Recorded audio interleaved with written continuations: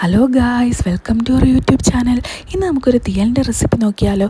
തീയലിന് ആവശ്യമായ തേങ്ങ ആദ്യം പൊടിച്ചെടുക്കുക. ഇങ്ങനെ തേങ്ങ പൊടിച്ചെടുക്കുമ്പോൾ തേങ്ങയെല്ലാം ഒരേപോലെ നമുക്ക് വറുത്തെടുക്കാൻ പറ്റും.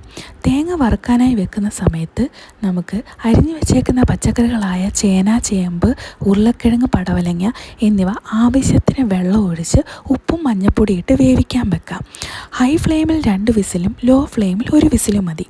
തേങ്ങ വറുത്ത് പരുവാകുമ്പോൾ അത് മാറ്റി വെച്ച് അതേ പാത്രത്തിൽ തന്നെ ആവശ്യത്തിന് വെളിച്ചെണ്ണ ഒഴിച്ച് അരിഞ്ഞു വെച്ച സവാള, പച്ചമുളക് എന്നിവ ഉപ്പിട്ട് വഴറ്റുക. അത് വഴണ്ടൊരു പരുവമാകുമ്പോൾ അതിലേക്ക് മുളക് പൊടിയും മല്ലിപ്പൊടിയും ചേർക്കുക. മുളക് പൊടിയുടെയും മല്ലിപ്പൊടിയുടെയും പച്ചമണം മാറുമ്പോൾ നമ്മൾ പിഴിഞ്ഞു വെച്ചേക്കുന്ന പുളിവെള്ളം ചേർക്കുക. അത് നന്നായി ഇളക്കി അതൊന്ന് മിശ്രിതമാകുമ്പോൾ അതിലേക്ക് നേരത്തെ മാറ്റി വെച്ച തേങ്ങ നല്ല രീതിയിൽ മിക്സിയുടെ ജാറിലിട്ട് അരച്ചെടുക്കുക.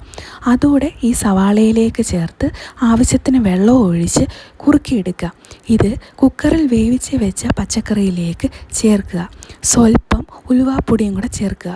എന്നിട്ട് നമുക്ക് കടുക് വറുക്കാം. ആവശ്യത്തിന് വെളിച്ചെണ്ണ ഒഴിച്ച് കടുക് പൊട്ടിച്ച് വറ്റൽമുളകും കറിവേപ്പിലയും ഇട്ട് നമുക്ക് ഈ തീയലിലേക്ക് ചേർക്കാം.